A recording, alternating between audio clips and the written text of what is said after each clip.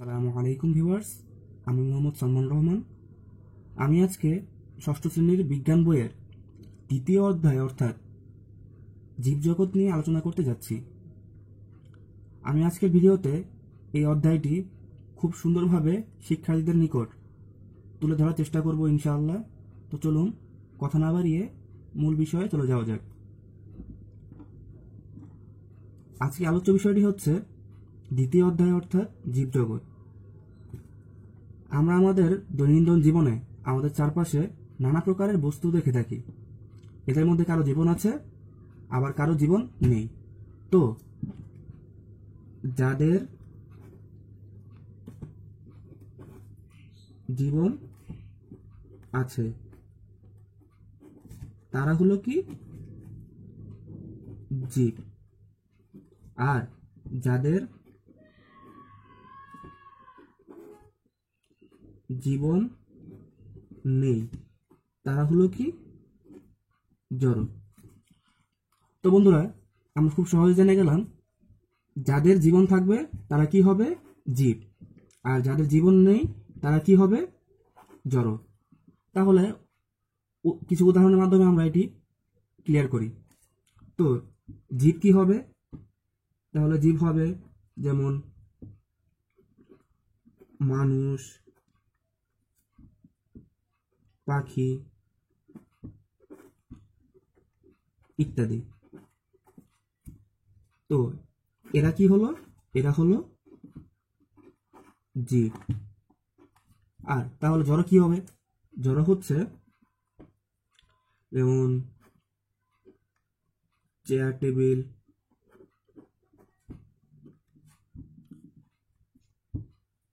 ইট ইত্যাদি।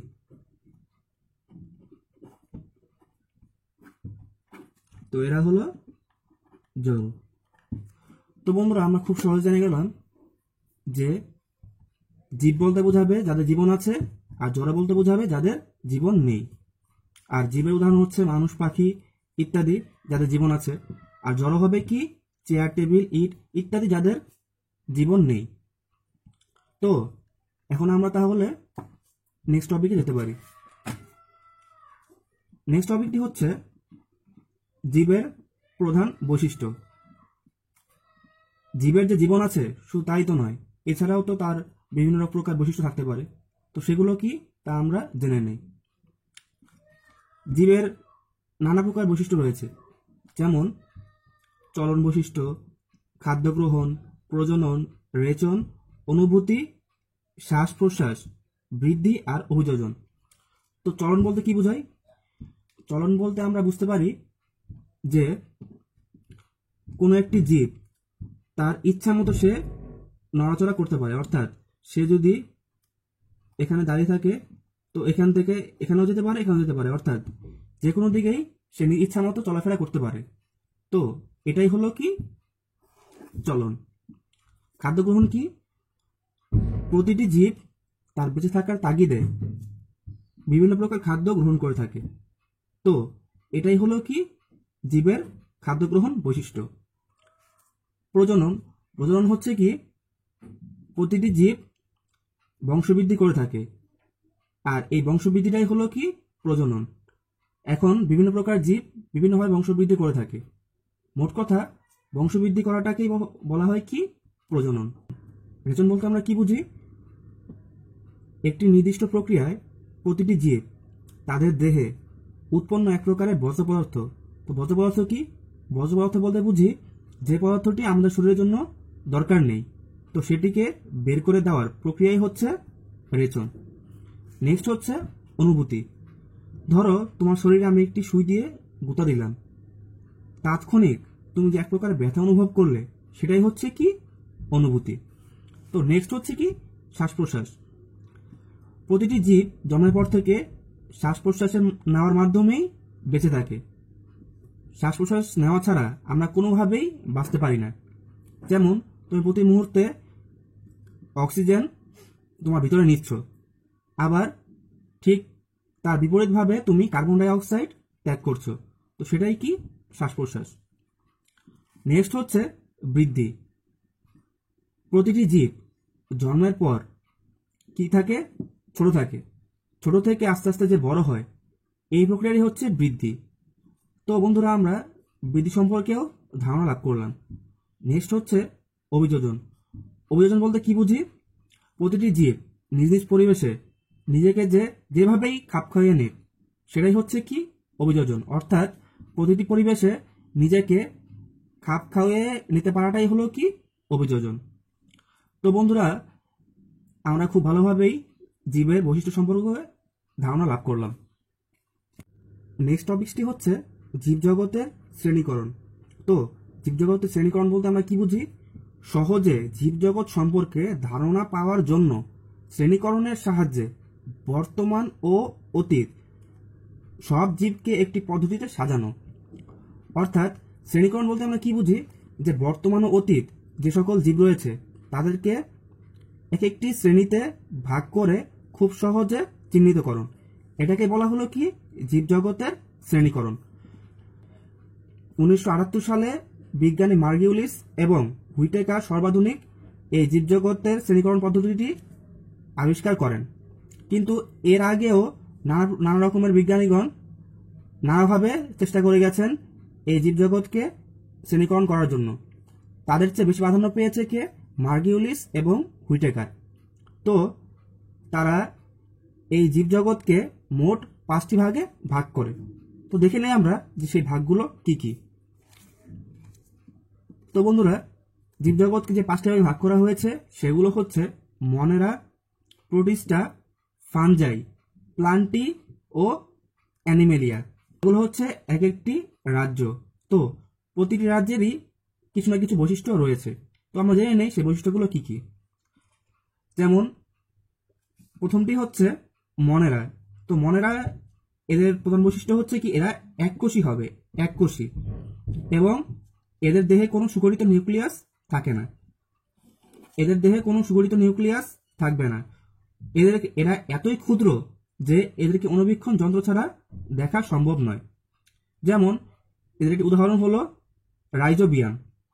তো রাইজোবিয়ামকে দেখতে হলে অণুবীক্ষণ যন্ত্রের প্রয়োজন, এবং এরা এককোষী ও এদের দেহে সুগঠিত নিউক্লিয়াস থাকবে না। দ্বিতীয়টি হচ্ছে প্রোটিস্টা। তো এই রাজ্যেরও ঠিক তেমনিভাবে কিছু বৈশিষ্ট্য রয়েছে। তো সেগুলো হচ্ছে এদের দেহে সুগঠিত নিউক্লিয়াস থাকবে, এরা এককোষীয় এবং একক বা দলবদ্ধভাবে বসবাস করতে পারে। তো এদের উদাহরণ হচ্ছে অ্যামিবা, ইউগ্লেনা। এই উদাহরণ ছিল কি রাইজোবিয়াম, রাইজোবিয়াম। এটি হচ্ছে অ্যামিবা,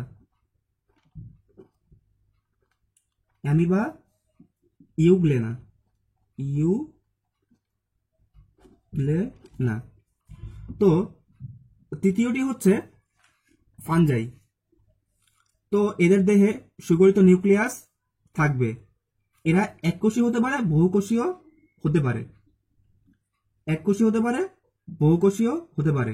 এদের দেহে ক্লোরোফিল নেই, তাই এটা পরভোজী, অর্থাৎ নিজেরা খাদ্য তৈরি করতে পারে না, খাদ্যের জন্য অন্যের উপর নির্ভরশীল।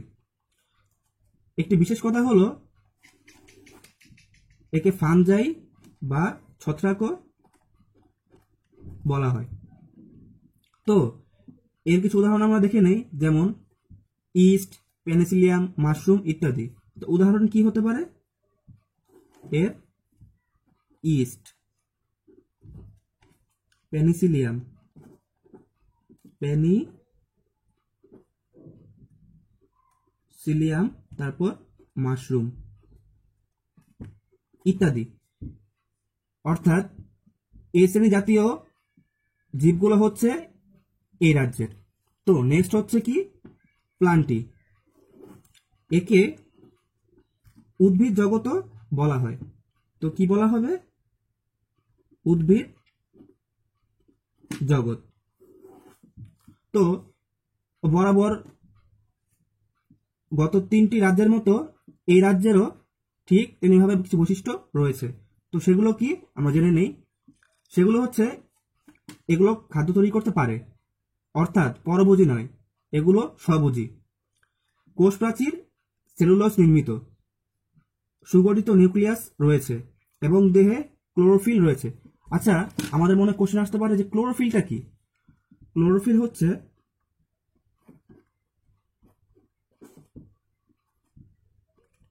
সবুজ বর্ণকণিকা।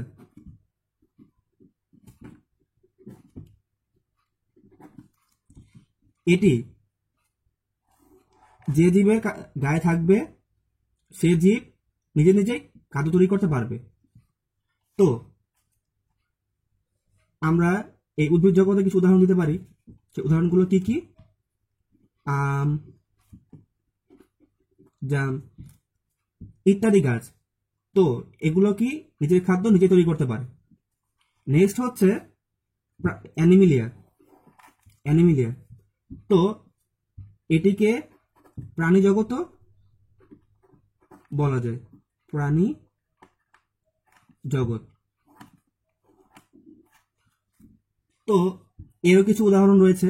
তো আমরা জেনে নেই অ্যানিমিলিয়ার উদাহরণগুলো কি কি। এদের দেহে সেলুলোজ নির্মিত কোষপ্রাচীর থাকে না, প্লাস্টিডও থাকে না।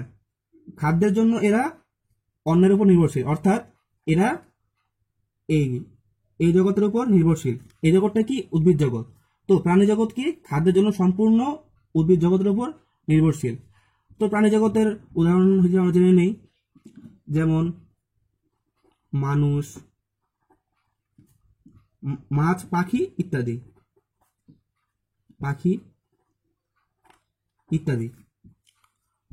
তো আমরা এক কথা বলতে পারি প্রাণী জগৎ সম্পূর্ণ খাদ্যের জন্য উদ্ভিদ জগতের উপর নির্ভরশীল। তো বন্ধুরা, আমরা খুব সহজে জীবজগৎ সম্পর্কেও জীবজগতের শ্রেণীকরণ সম্পর্কেও ধারণা লাভ করলাম। নেক্সট যেই উদ্ভিদ আছে অপুষ্পক উদ্ভিদের মধ্যে, তার কিছু উদাহরণ জেনে নেই। তাদের পাতা ও কাণ্ড থাকে, তাদের পাতাও থাকে, কাণ্ড থাকে। তারপর মূলের পরিবর্তে রয়েছে রাইজোম। এদের কি? মূলের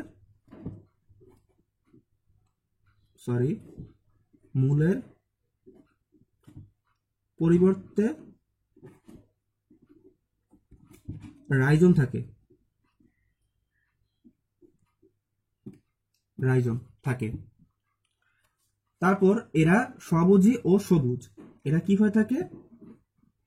স্বভোজী ও সবুজ। সবুজ বলতে কি বোঝায়? তা খাদ্যের জন্য নিজের উপর নির্ভরশীল, অন্য কারোর উপর নির্ভরশীল নয়।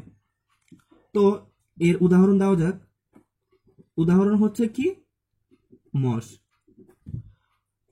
তো বন্ধুরা, আমরা অপুষ্পক উদ্ভিদের মধ্যে যে আরেক শ্রেণীর উদ্ভিদ রয়েছে তাও জেনে নিলাম। নেক্সট টপিকটি হচ্ছে অপুষ্পক উদ্ভিদ। এখন কোশ্চেন আসতে পারে যে অপুষ্পক উদ্ভিদ বলতে আমরা কি বুঝি? আমাদের চারপাশে নানা প্রকারের উদ্ভিদ রয়েছে। এই সকল উদ্ভিদকে দুই ভাগে ভাগ করা হয়, একটি হচ্ছে অপুষ্পক, আরেকটি হচ্ছে সপুষ্পক। তো অপুষ্পক উদ্ভিদ বলতে আমরা বুঝি যে উদ্ভিদে ফুলও হয় না, ফলও হয় না। তো কি? ফুল ফল কোনোটি হয় না যে উদ্ভিদে, তাকে আমরা কি বলতে পারি? অপুষ্পক উদ্ভিদ। অপুষ্পক উদ্ভিদ। তো এই অপুষ্পক উদ্ভিদের মধ্যেও বিভিন্ন প্রকার উদ্ভিদ আমরা আমাদের চারপাশে রেখে থাকি। তো আমরা জেনে নেই সেগুলো কি কি হতে পারে এবং তাদের বৈশিষ্ট্য কি কি। এক প্রকারের উদ্ভিদ রয়েছে যে যাদের ফুল ফল দুটি হয় না। অবশ্য উদ্ভিদ বলতে তো আমরা বুঝি যে ফুল ফল কোনোটি হয় না। তো এক প্রকারের উদ্ভিদের এরা স্পোর। স্পোর বলতে আমরা কি বুঝি? রেণু। স্পোর সৃষ্টির মাধ্যমে সৃষ্টি করে বংশবৃদ্ধি করে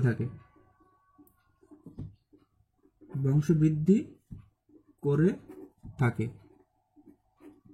অর্থাৎ এক প্রকারের উদ্ভিদ আছে যারা স্পোর বা রেণু সৃষ্টি করে বংশবৃদ্ধি করে থাকে।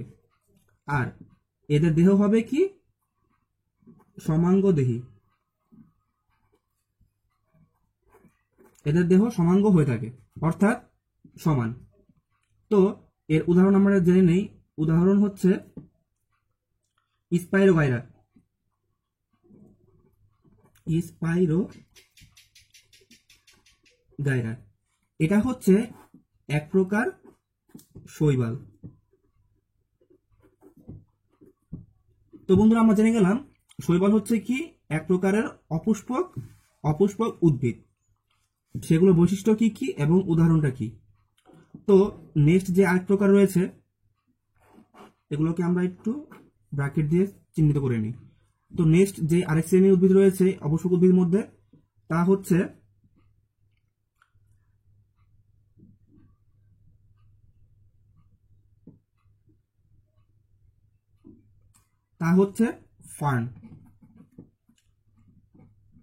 ফার্ন জাতীয় উদ্ভিদ।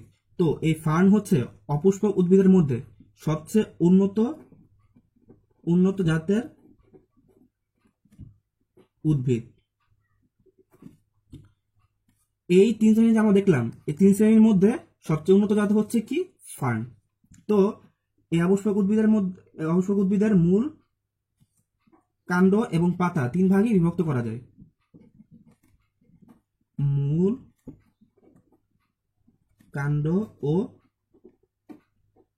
পাতা এদের তিন ভাগেই বিভক্ত করা যায়। তো বন্ধুরা আমরা খুব সহজেই অপুষ্পক উদ্ভিদ সম্পর্কে জানলাম এবং এই উদ্ভিদের মধ্যেও যে তিন শ্রেণীর উদ্ভিদ রয়েছে সে সম্পর্কেও জানলাম। তো বন্ধুরা আমরা নেক্সট টপিকসে যেতে পারি। বন্ধুরা এখন টপিকটি হচ্ছে সপুষ্পক উদ্ভিদ। আমরা শুরুতে জেনেছিলাম আমাদের চারপাশে যে সকল উদ্ভিদ রয়েছে তাদেরকে দুই শ্রেণীতে ভাগ করা যায়।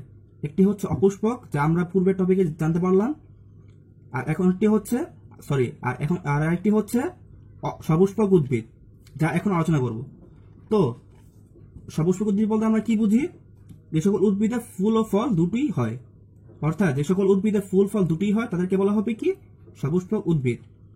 তো উদাহরণ হিসেবে আমরা জানতে পারি যেমন আম, জাম, কাঁঠাল, কলা, লিচু ইত্যাদি গাছই হচ্ছে কি সপুষ্পক উদ্ভিদ, কারণ সেগুলোতে ফুল ও ফল দুটোই হয় এবং তাদেরকে মূল, কাণ্ড এবং পাতা তিনটিতেই বিভক্ত করা যায়, তাই তারা হচ্ছে কি সপুষ্পক উদ্ভিদ। এখন এই সপুষ্পক উদ্ভিদকেও দুই ভাগে ভাগ করা যায়। একটি হচ্ছে কি নগ্নবীজী উদ্ভিদ, আরেকটি হচ্ছে আবৃতবীজী উদ্ভিদ। তো আমরা জেনে নেই নগ্নবীজী উদ্ভিদ কি। নগ্নবীজী উদ্ভিদ হচ্ছে যে সকল উদ্ভিদের ফুলে ডিম্বাশয় থাকে না, এই সকল ফুলের উদ্ভিদে ডিম্বাশয় থাকে না, আর বীজ কি থাকে? বীজ নগ্ন থাকে, তাই এদেরকে বলা হবে কি নগ্নবীজী উদ্ভিদ। তো আরেকটি হচ্ছে কি আবৃতবীজী উদ্ভিদ। আবৃতবীজী উদ্ভিদের ক্ষেত্রে ডিম্বাশয় থাকবে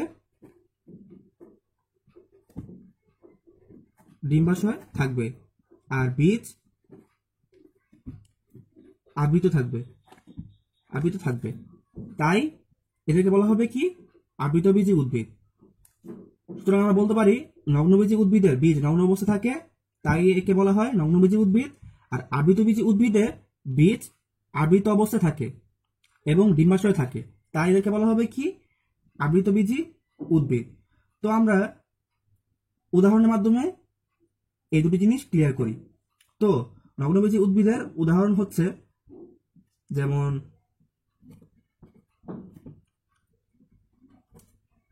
সাইকাস, পাইনাস ইত্যাদি। আর আবৃতবীজী উদ্ভিদের উদাহরণ কি? আবৃতবীজী এর উদাহরণ হলো যেমন আম, জাম ইত্যাদি। ইত্যাদি সকল কাজ।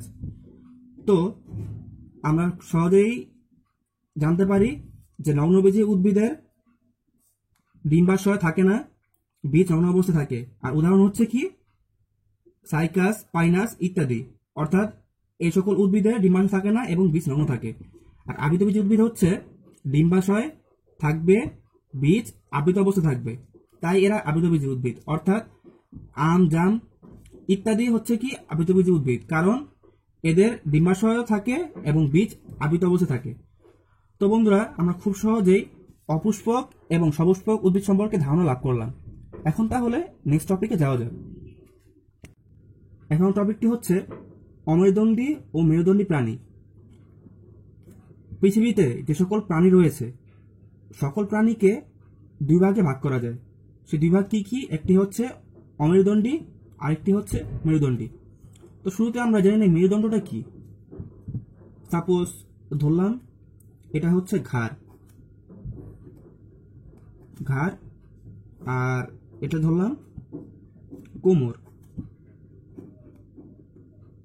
এটা তো ঘাড়ের কোমর নয়, এটাকে আমি ধরে নিলাম যে এটা হচ্ছে ঘাড়, এটা হচ্ছে কোমর। তো ঘাড় হতে কোমর পর্যন্ত মাঝ বরাবর যে এক প্রকারের বিশেষ হাড় দেখা যায়, ধরে নিলাম একটা হাড়, এটাই হচ্ছে কি মেরুদণ্ড।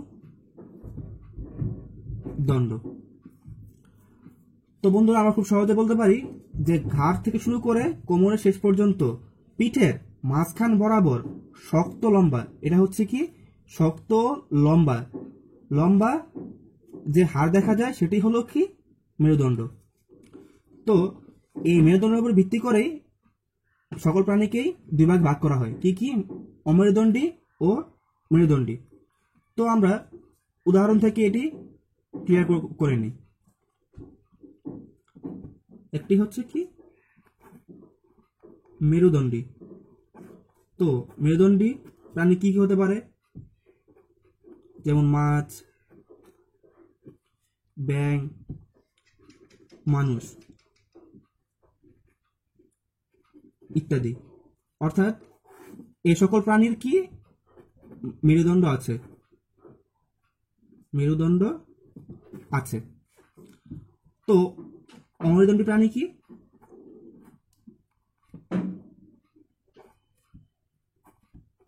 কি কি হতে পারে? যেমন মশা মাছি, প্রজাপতি ইত্যাদি। তো এ সকল প্রাণীর কি মেরুদণ্ড নেই। তো বন্ধুরা, আমরা খুব সহজে জানতে পারলাম যে অমেরুদণ্ডী এবং মেরুদণ্ডী প্রাণী দুটি কি। তো তাহলে নেক্সট টপিকসে যাওয়া যাক। অমেরুদণ্ডী ও মেরুদণ্ডী প্রাণীর বৈশিষ্ট্য। তো আমরা শুরুতে জানলাম যে মেরুদণ্ডী এবং অমেরুদণ্ডী প্রাণী কি কি। মেরুদণ্ডী এবং অমেরুদণ্ডী প্রাণী কি? তো এখন তাদের মধ্যে বেশ কিছু বৈশিষ্ট্য বিদ্যমান রয়েছে, তো সেগুলি আমরা জেনে নিই। তো শুরুতেই অমেরুদণ্ডী প্রাণীর কথা আলোচনা করা যাক। একটি হলো কি তাদের মেরুদণ্ড নেই। আরেকটি হচ্ছে দেহের ভেতর কঙ্কাল থাকে না, দেহের ভেতর কঙ্কাল থাকবে না। তৃতীয়টি হচ্ছে চোখ সরল প্রকৃতির,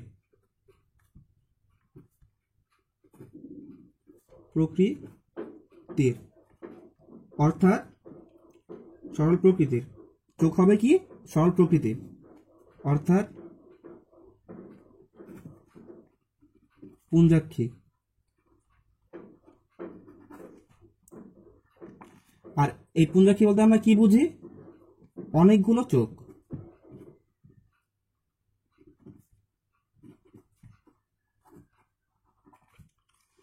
অর্থাৎ এদের চোখ হবে সরল প্রকৃতির পুঞ্জাক্ষী। আর পুঞ্জাক্ষী বলতে কি বুঝলাম? অনেকগুলো চোখ। এদের এক চোখের মধ্যে অনেকগুলো চোখ থাকবে। তো এগুলি হচ্ছে কি অমেরুদণ্ডী প্রাণীর বৈশিষ্ট্য। তো এগুলো কি অমেরুদণ্ডী প্রাণীর বৈশিষ্ট্য। তো নেক্সটে যাওয়া যাক মেরুদণ্ডী প্রাণীর বৈশিষ্ট্য। মেরুদণ্ডী,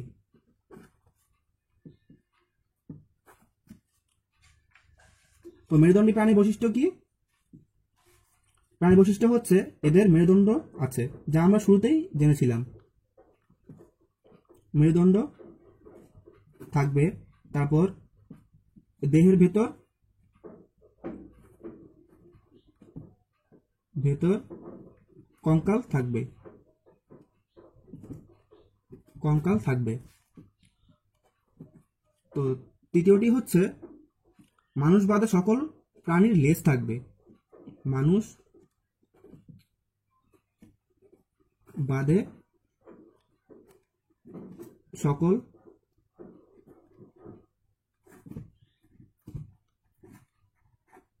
লেজ থাকবে। সকল প্রাণী বলতে কিন্তু আবার অমেরুদণ্ডী নয়, মেরুদণ্ডী প্রাণীর ক্ষেত্রে, অর্থাৎ মেরুদণ্ডী প্রাণীর মধ্যে মানুষ বাদে অন্য সব শ্রেণীর প্রাণীর লেজ থাকবে। আর এরা ফুলকা বা ফুসফুসের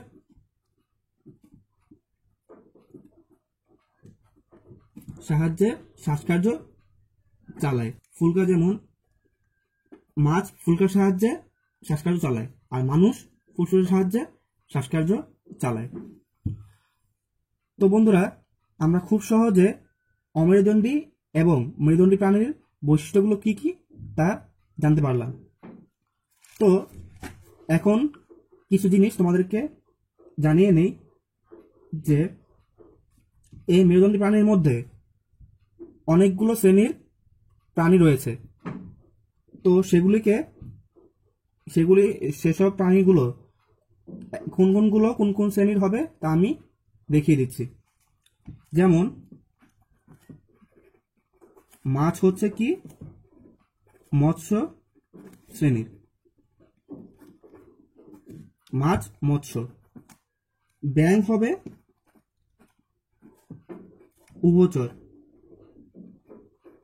উভচর শ্রেণী। তারপর টিকটিকি হচ্ছে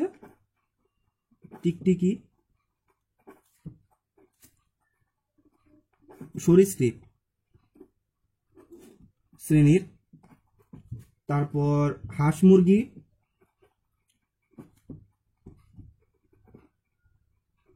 ইত্যাদি হবে কি পক্ষী শ্রেণীর।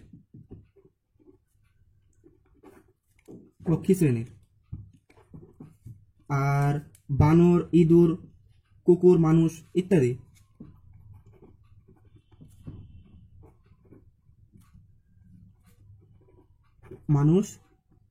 ইত্যাদি হবে কি